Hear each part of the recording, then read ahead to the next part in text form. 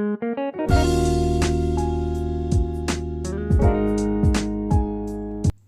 semuanya, pada kesempatan kali ini saya akan mereview presentasi Bahasa Indonesia dari kelompok 5 tentang topik dan kerangka karangan.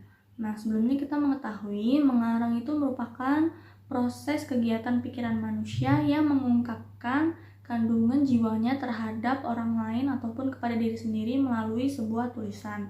Nah, dalam mengarang, kita itu harus secara sadar, terarah, memiliki mekanisme dan memiliki persyaratan-persyaratan yang akan membuat karangan kita itu menjadi lebih baik.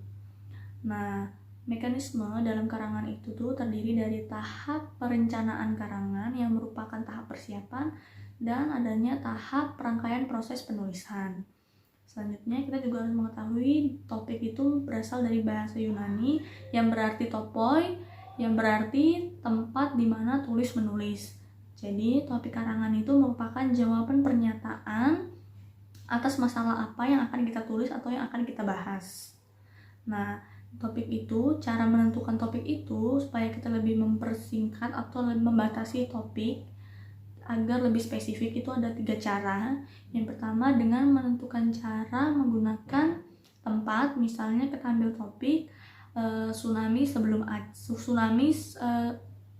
Sumatera sebelum tsunami, akan kita spesifikkan lagi menjadi Aceh sebelum tsunami. Lalu yang kedua dengan menentukan waktu, itu misalnya kita ambil topik kebudayaan Indonesia menjadi kebudayaan Aceh. Kemudian yang ketiga, kita dapat menentukan hubungan sebab dan akibat. Misalnya kita ambil topik misalnya dekadensi moral di kalangan muda-mudi, dapat kita spesifikkan menjadi pangkal utama timbulnya krisis moral di kalangan muda-mudi. Kemudian kita juga harus mengetahui dari ciri-ciri topik, ada 4. Yang pertama itu menarik perhatian para pembaca, yang kedua menceritakan seluruh isi cerita, yang ketiga bersifat nyata dan bukan abstrak, dan yang keempat berbentuk kata yang singkat. Nah, selanjutnya kita juga harus mengetahui manfaat adanya topik itu adalah yang pertama, dapat memahami secara langsung gagasan isi karangan tersebut. Lalu yang kedua, kita dapat memahami keseluruhan maksud karangan tersebut. Dan yang ketiga, kita dapat mengetahui informasi penting yang terdapat di dalam karangan tersebut. Selanjutnya, kerangka karangan adalah rencana teratur, penyusunan, dan pembagian gagasan. Kemudian fungsinya itu adalah untuk mengatur hubungan antara gagasan-gagasan yang ada.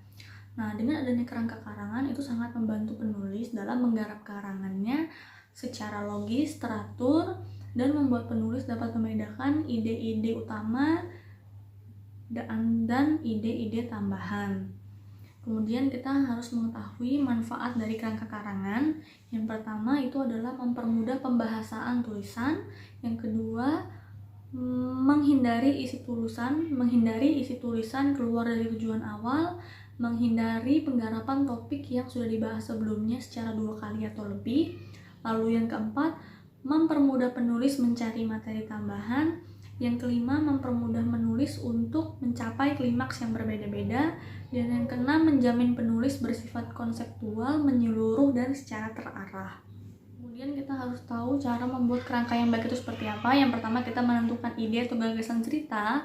Lalu yang kedua kita menentukan tema dan menentukan judul karangan.